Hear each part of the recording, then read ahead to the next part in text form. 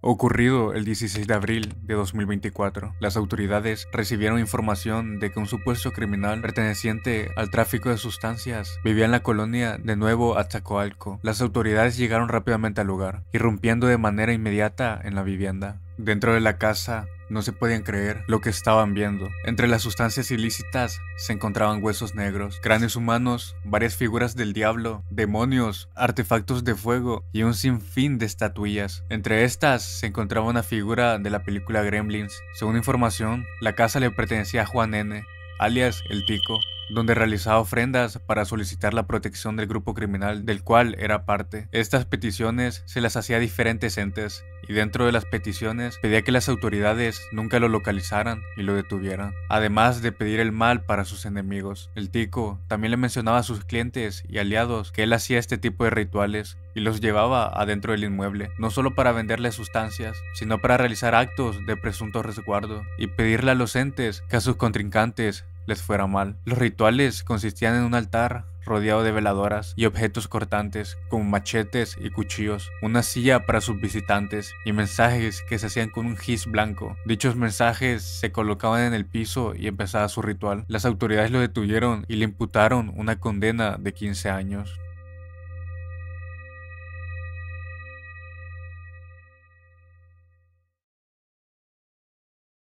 Ocurrió en Saltillo, Coahuila. Algo se está desarrollando cerca de la ciudad de Saltillo que genera miedo entre las personas religiosas. Pero este terror se vio más avivado cuando el padre Vicente Vega, quien es responsable de la diócesis de Saltillo, les dio una gran advertencia a la comunidad, mencionando que en el centro de la ciudad opera una secta que se vincula con la santería, realizando rituales que incluyen desde sacrificios animales, adoración a un espíritu africano y el supuesto sacrificio humano. Según el sacerdote, la presencia de la secta no es aislada. Ellos hacen sus actos para que los vean.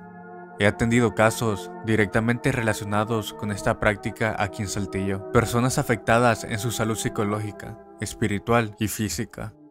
El miedo de que esto pueda llegar a los casos de sacrificio humano es por los casos de personas que decidieron terminar con su vida por su cuenta. Durante los días 26 de julio de 2025, las autoridades pudieron localizar un cuerpo en avanzado estado de descomposición cerca de la zona de Sierra de Zapaliname, pero lo que causó incertidumbre fue que alrededor de los restos encontraron objetos extraños, como hojas con inscripciones y símbolos que presuntamente se pueden asociar a rituales de santería o satánicos, aunque las autoridades no descarten que solo fue un caso aislado, pero los objetos que se llevaron serán examinados por peritos correspondientes si existe un vínculo con las prácticas satánicas. El nombre de la primera víctima era Daniel Cruz, de 41 años. El hombre contaba con un libro de San Agustín, bebidas alcohólicas y un anillo con símbolos alusivos al satanismo. Solo 3 días después, el 29 de julio, otra víctima, con las mismas características. Pero esta vez, la persona identificada como Javier fue encontrado en el Panteón de Santiago. A su lado se encontraba una carta dirigida a la Santa Muerte, donde mencionaba el deseo de poder reencontrarse con su hijo y pedía protección para su familia.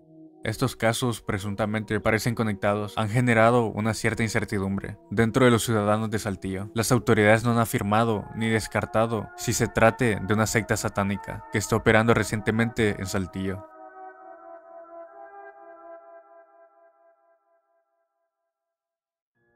Sucedió en septiembre de 2018. Las autoridades recibieron un llamado sobre una persona que no había registrado a su hijo en el registro civil. Durante 2 semanas estuvieron buscando al menor y a la madre, hasta que pudieron localizar la casa donde estos se alojaban. Tras una orden de allanamiento por parte del juez, pudieron entrar a la residencia, pero lo que encontraron fue totalmente inquietante. La casa pertenecía a Leticia López, de 26 años, quien vivía en una situación deplorable. Supuestamente también contaba con problemas mentales que la limitaban a cuidar bien del infante, porque, según reportes de personas que vivían cerca o que tenían contacto con Leticia, mencionaban que ésta sufría de alucinaciones, donde decía que entes le hablaban, además de llamarle a su hijo Belcebú.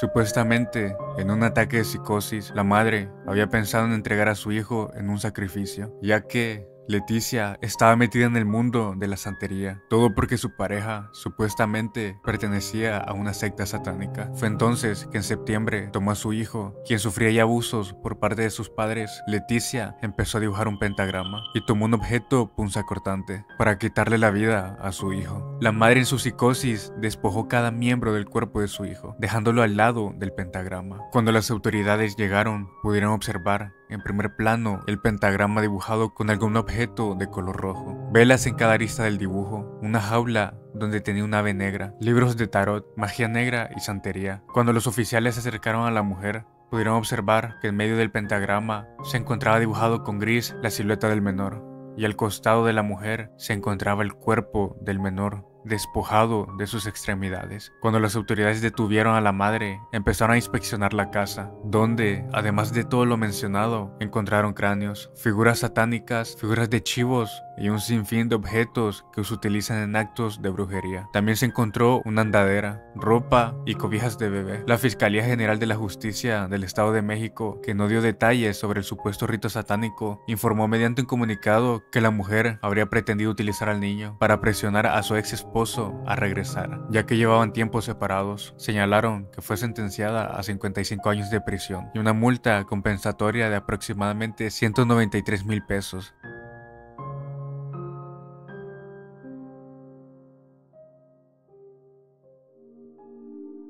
Ocurrió el 12 de diciembre de 1990 en Tijuana, en la colonia de Mariano Matamoros, a unos minutos de la frontera con Estados Unidos. La zona donde se ubicaron los hechos fue en el llamado Cerro Colorado. Esto sucedió en el Día de la Virgen de Guadalupe. Federico Padres Mejía, quien era un ciudadano estadounidense, decidió reunir en su casa a 12 personas, incluido 2 niños, uno de 6 años y otro de 12. Pero Federico era un líder religioso de la secta evangélica llamada el Templo del Mediodía. La razón por la cual todos estaban reunidos allí era para realizar un sacrificio. Para este ritual, Federico les indicó a las personas que formaran un círculo. Fue ahí que Federico sacó un líquido especial para el ritual, pero presuntamente dicho líquido contenía una alta dosis de alcohol. Poco después de poner a dormir a todas las personas que estaban participando en el ritual, al momento de que una de las velas entró en contacto con dicho líquido, empezó un incendio que causó que los que estaban en el lugar perdieran la vida, debido a que inhalaron una gran cantidad de monóxido de carbono. Algo que resultó curioso es que los vecinos cercanos a la casa de Federico mencionaron que vieron salir a Federico de la casa como si nada, siendo uno de los supervivientes del evento. Pero este líder religioso no iba solo, iba acompañado de 2 gringos.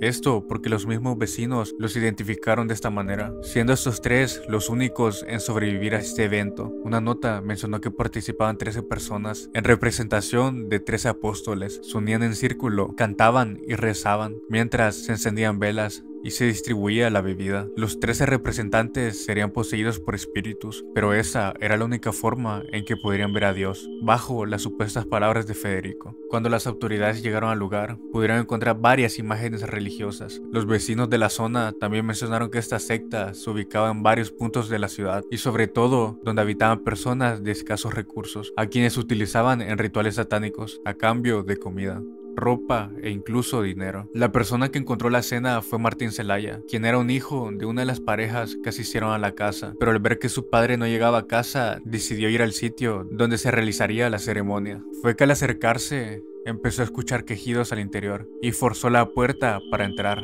Ahí fue donde vio los cuerpos de todos los que estaban participando en el ritual. La mayoría todavía formando un círculo y otros que estaban intentando arrastrarse y luchando por sobrevivir, pero no podían porque el gas que había fue mortal. Solo hubo 4 supervivientes, entre ellos se encontraba un bebé de apenas 2 meses de edad, pero también hubo una persona que se salvó porque se le había hecho tarde, la hijastra de Federico. Pero cuando llegó al lugar, empezó a escuchar quejidos que describió como si estuvieran teniendo una pelea, y por miedo a ser poseída, se fue del lugar. Al tiempo, la hijastra fue arrestada por no reportar que había encontrado los cuerpos. Según investigadores, supuestamente fue una ceremonia que salió mal, no un sacrificio deliberado.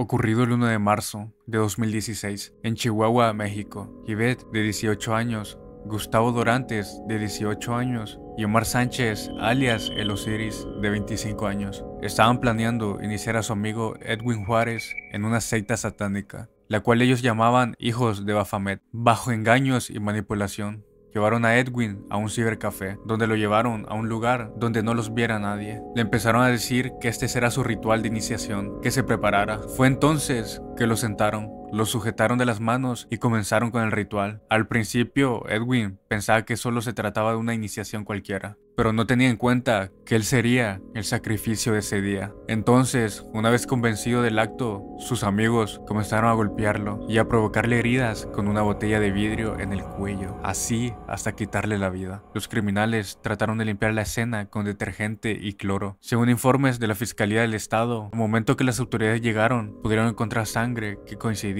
con el perfil de Edwin, pero a su vez encontraron muestras de cloro y detergente, una clara evidencia sobre cómo quisieron ocultar los hechos. Tiempo después, las autoridades encontraron el cuerpo de Edwin, a quien encontraron envuelto en una bolsa de plástico y con heridas en el cuello a causa de la botella de vidrio que se utilizó durante el ritual. Las autoridades detuvieron a los criminales, pero se sospecha que hubo un cuarto implicado que no fue capturado. Esto según informes de la Fiscalía del Estado.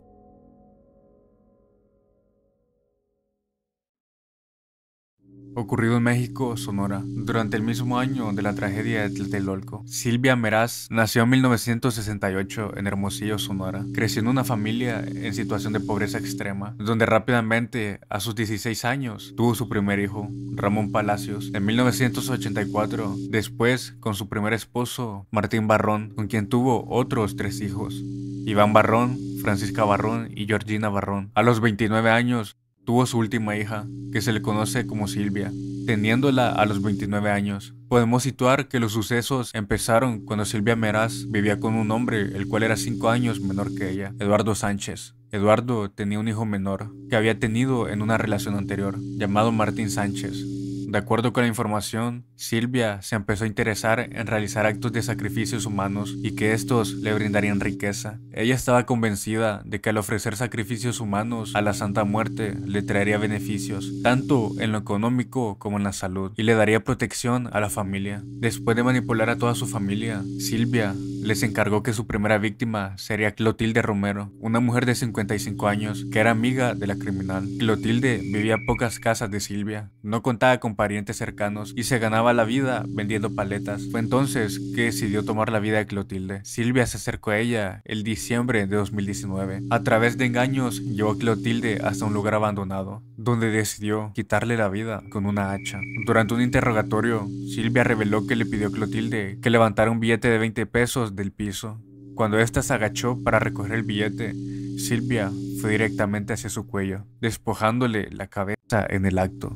Este acto tan cruel sirvió, en palabras de la criminal, para obtener protección de la Santa Muerte durante un tiempo. Después del acto, Silvia decidió quemar el cuerpo y enterrarlo cerca del domicilio donde vivía ella y su familia. Su segunda víctima fue Martín Sánchez, hijo de Eduardo. En 2010 emborracharon al niño y la hija menor de Silvia arremetió contra Martín con un objeto punzacortante, un aproximado de 30 veces, pero el pobre niño seguía con vida. Fue entonces que, sin un poco de humanidad, decidieron despojarle la cabeza y esparcir su fluido alrededor del altar de la Santa Muerte. La tercera y última de las víctimas sobre las que se tiene conocimiento fue su propio nieto, Jesús Martínez, hijo adoptivo de Iván Barrón. Tomaron su vida en julio de 2010. Según informes, Silvia cargó al menor frente al altar, mientras que una de sus hijas comenzó a pasarle un objeto punzante a la víctima. Fue el caso de Jesús que provocó las alarmas para que la policía por fin pusiera en marcha una investigación que culminó con el descubrimiento de las 3 víctimas enterradas a las afueras de Hermosillo. Durante el arresto, las autoridades pusieron bajo custodia a 3 niños por haber sido testigos del caso de esta última víctima. Silvia Meraz fue capturada junto con los otros 7 implicados en abril de 2012. Fue trasladada a un centro de readaptación social del estado de Sonora, donde obtuvo una sentencia condenatoria de 180 años de cárcel. Los otros miembros de la secta, aquellos mayores de edad, fueron sentenciados a 60 años de prisión.